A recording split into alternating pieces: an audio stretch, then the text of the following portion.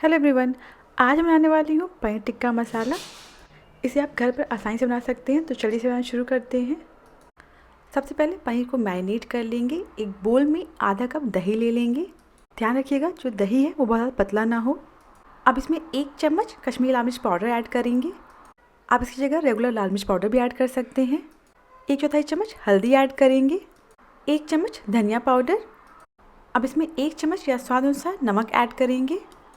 1 चम्मच गरम मसाला, 1 चम्मच कसूरी मेथी क्रश करके डाल देंगे। अब इसमें 2 चम्मच सरसों का तेल या आपके पास जो भी कुकिंग ऑयल अवेलेबल हो आप उसे ऐड कर दें। अब इन सभी को अच्छे से मिक्स कर लेंगे। पनीर ऐड करने से पहले दही के मिक्सचर को रेडी कर लेने से जो मसाले हैं वो अच्छे से मिक्स हो जाते हैं। इस मिक्सचर को पनीर पर कोट करना आसान हो जाता है। दही का मिक्सचर बिल्कुल रेडी है। अब इसमें पनीर ऐड करेंगे। मैंने यहाँ लगभग 250 ग्राम पनीर लिया है। अब इसमें इस तरीके से बड़े पीसेस कटे हुए आधा प्याज और आधा शिमला मिर्च ऐड करेंगे। मेरे पास रेड, ग्रीन और येलो कैप्सिकम थे तो मैंने उनका इस्तेमाल किया है। आपके पास ग्रीन कैप्सिकम अवेलेबल हो आप उसका इस्तेमाल करें। अब इन सभी को दही के मिक्सचर के साथ अच्छे से मिक्स कर लेंगे। इन्हें हल्के हाथ से मिक्स करिएगा और कोशिश करिएगा कि सारे पीसेस में दही की कोटिंग हो जाए। अगर आपके पास थोड़े कड़े टमाटर हैं तो आप उसके बीज निकाल कर उनका इस्तेमाल भी कर सकते हैं। अब इस मिक्सचर को आधे घंटे के लिए रेस्ट करने के लिए रख देंगे। जब तक यह रेस्ट कर रहा है तब तक हम इसकी ग्रेवी बना लेते हैं। कढ़ाई में लगभग 3 टेबलस्पून ऑयल ले लेंगे। जब ऑयल गर्म हो जाएगा तब इसमें 1 तेज़पत्ता, 3 इलायची, 6 काली मिर्च, 3 लौंग, 1 इंच दालचीनी और आधा चम्मच जीरा डाल देंगे। एक बार इन्हें चला लेंगे। अब इसमें 2 बारीक कटी हुई हरी मिर्च और 2 बारीक कटे हुए प्याज ऐड करेंगे। अब इस प्याज को हमें तब तक भुनना है जब तक कि हल्के ब्राउन ना हो जाए।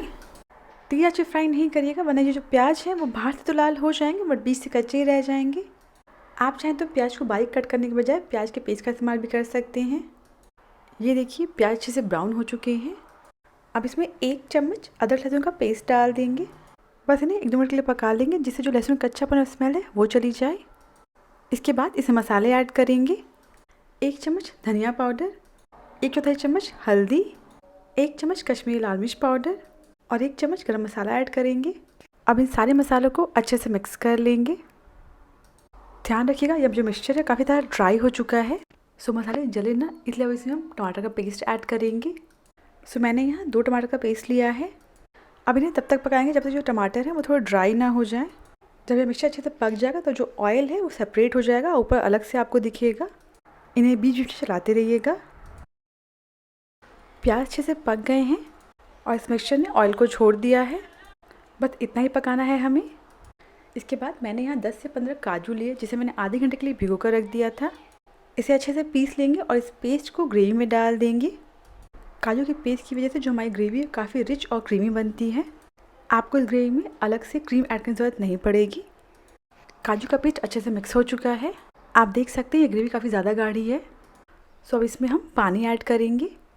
सो मैंने यहाँ पे अभी 1 कप पानी ऐड किया है। आपको जितनी ज़रूरत लगे आप अपने हिसाब से इसमें पानी ऐड कर सकते हैं। सो सारी चीज़ें अच्छे से मिक्स हो चुकी हैं। मैं इसमें कलर के लिए 1 चम्मच कश्मीरी लाल मिर्च पाउडर ऐड कर रही हूँ। यह बिल्कुल ऑप्शनल है, आप चाहें तो ऐड करें वरना स्किप भी कर सकते हैं। आपके पास डेगी मिर्च हो तब उसका इस्तेमाल भी कर सकते हैं।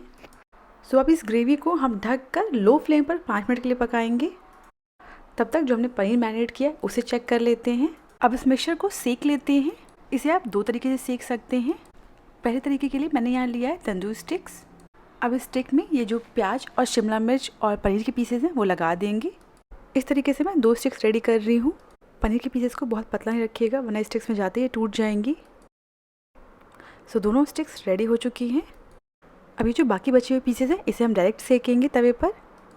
तवे पर अच्छे से ऑयल लगा देंगे। आप इसकी जगह घी या बटर का इस्तेमाल भी कर सकते हैं। अब तवे पर जो हमने स्टिक्स रेडी की थी वो रख देंगे और जो बचे हुए पनीर और शिमला मिर्च के पीसेस हैं उन्हें भी साइड में रख देंगे। इस तरह से तवे पर रखने में थोड़ा समय तो लगता है, पर आप इस तरीके से तवे पर रखकर सेकेंगे तो जो पनीर और शिमला मिर्च और प्याज है उनका टेस्ट ज़्यादा अच्छा आता है क्योंकि ये अंदर तक अच्छे से पक जाते हैं। यह पनीर सेकने के बाद अब इसके ऊपर थोड़ा सा नींबू का रस और चाट मसाला छिड़क कर सर्व करें। यह हर किसी को बहुत पसंद आएगा। अब इन्हें पलट पलट कर सेक लेंगे। इन्हें पलट पलट कर सेक लेंगे जब तक ये अच्छे से लाल ना हो जाए। जो स्टिक्स हैं उन्हें भी पलट पलट कर सेकते रहेंगे। जिन्हें हम तवे पर सेक रहे हैं वो जल्दी सिक जाते हैं कंपेयर टू स्टिक्स वाले के।